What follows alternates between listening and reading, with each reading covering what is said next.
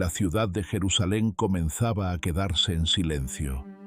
Las calles que unas horas antes estaban llenas de peregrinos, ahora se iban apagando lentamente. Las lámparas en las casas se cerraban una a una, y el murmullo de la multitud se transformaba en un susurro lejano. Pero en las afueras de la ciudad, más allá de los muros, un pequeño grupo de hombres caminaba bajo la luz fría de la luna. Habían salido de la cena, habían cantado los salmos, y ahora descendían por el valle hacia un lugar que conocían bien. Un huerto de olivos, Getsemaní, un lugar tranquilo, un lugar de descanso.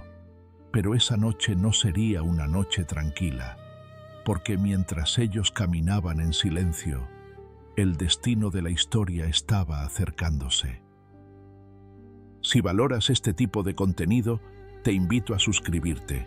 Así apoyas el crecimiento de este proyecto y nos permites seguir explorando historias que inspiran, enseñan y nos acercan a lo esencial. Jesús caminaba delante de ellos. Sus pasos eran firmes, pero su espíritu estaba cargado. Durante 3 años había enseñado, sanado, restaurado vidas, había calmado tormentas, había levantado a los muertos, había hablado de un reino que no pertenecía a este mundo. Pero ahora el camino delante de él no conducía a multitudes, conducía a una cruz, y lo sabía. Cada paso hacia el huerto era también un paso hacia el sacrificio. Los discípulos no lo entendían completamente, pero algo en la forma en que Jesús caminaba esa noche era diferente. Había una gravedad en su silencio, una intensidad en su mirada, como si estuviera cargando un peso que nadie más podía ver.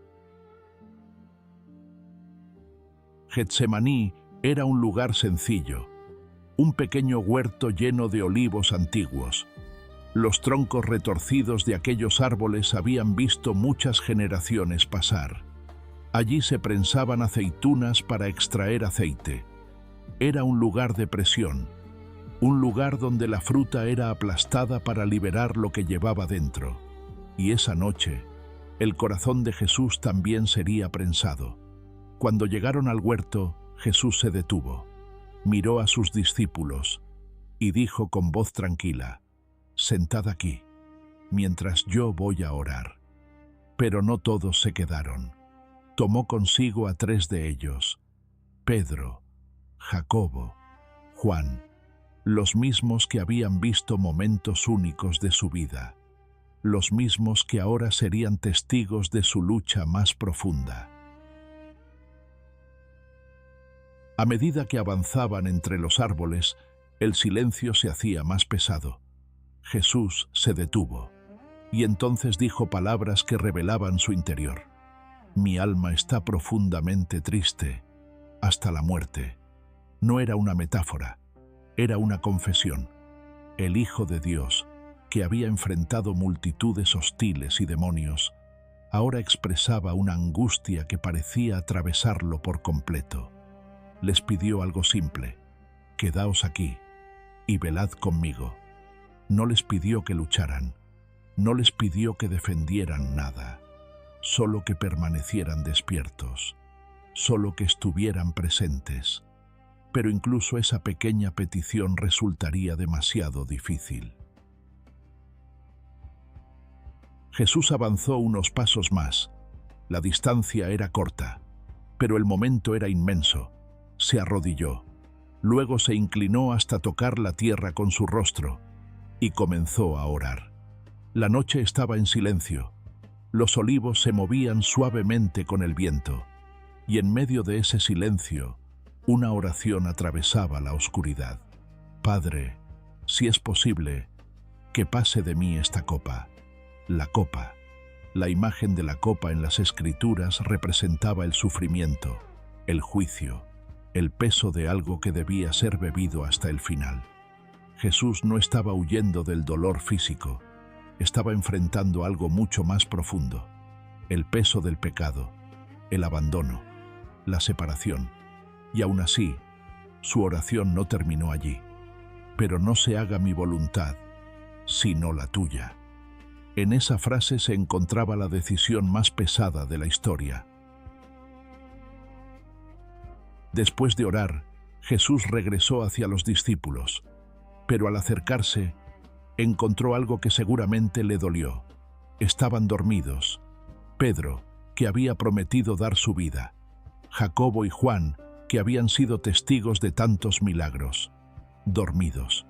No por maldad, no por traición, sino por debilidad. Jesús despertó a Pedro y le dijo: ¿No habéis podido velar conmigo una hora? La pregunta no era acusación, era tristeza. Luego añadió: velad y orad, para que no entréis en tentación.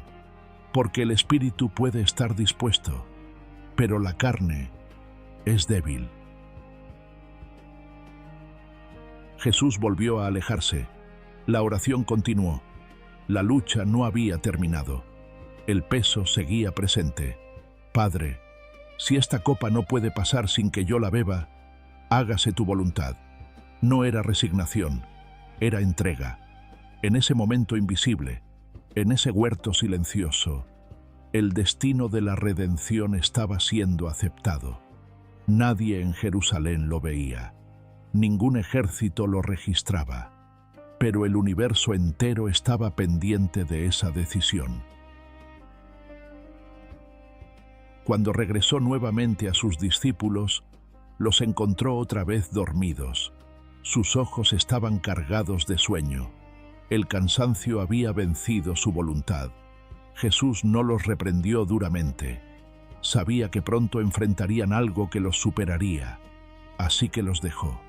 Volvió una tercera vez a orar.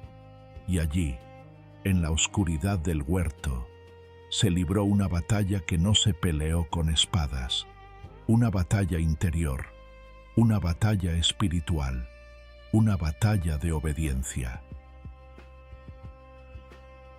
La tercera oración terminó con la misma resolución. La voluntad del Padre sería cumplida. La decisión estaba tomada. El camino hacia la cruz no sería evitado. Jesús regresó hacia sus discípulos por última vez, y esta vez no los despertó con tristeza, sino con determinación. Dormid ya y descansad.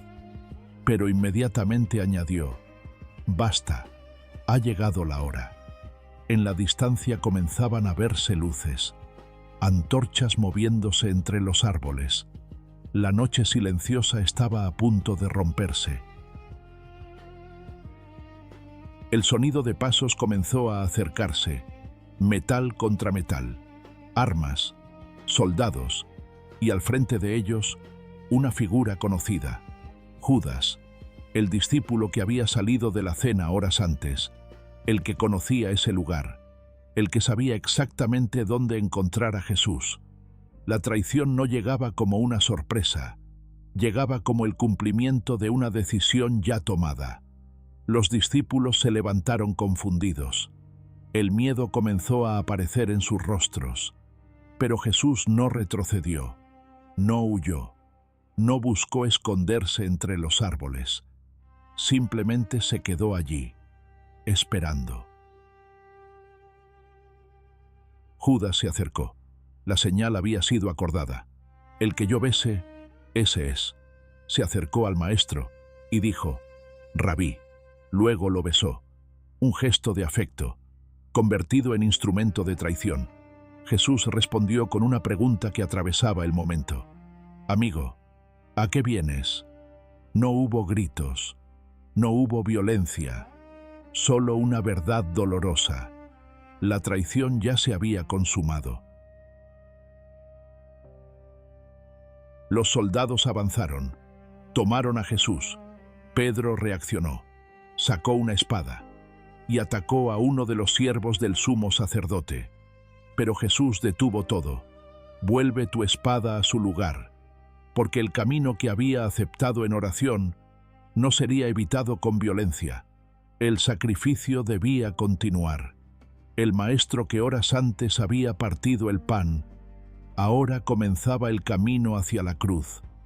Y todo había comenzado aquí, en un huerto, en una noche silenciosa, en una oración que cambió el curso de la historia.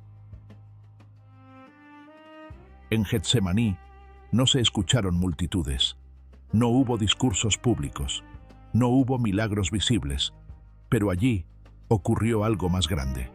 Allí, un corazón humano enfrentó el peso del sacrificio y eligió obedecer. La cruz no comenzó en el Gólgota, comenzó aquí, en una decisión tomada en silencio, porque antes de que los clavos atravesaran las manos, la voluntad ya había sido entregada, y desde ese momento, nada podría detener lo que estaba por suceder. La traición había comenzado, el juicio estaba cerca, la cruz se levantaba en el horizonte, y la eternidad estaba a punto de cambiar.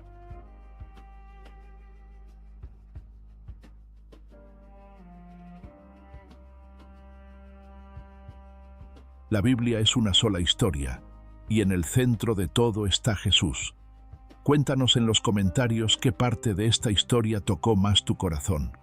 Si este mensaje fue de bendición para ti, compártelo con alguien que lo necesite y suscríbete al canal para seguir creciendo juntos en la palabra. Que Dios te bendiga y te guíe siempre.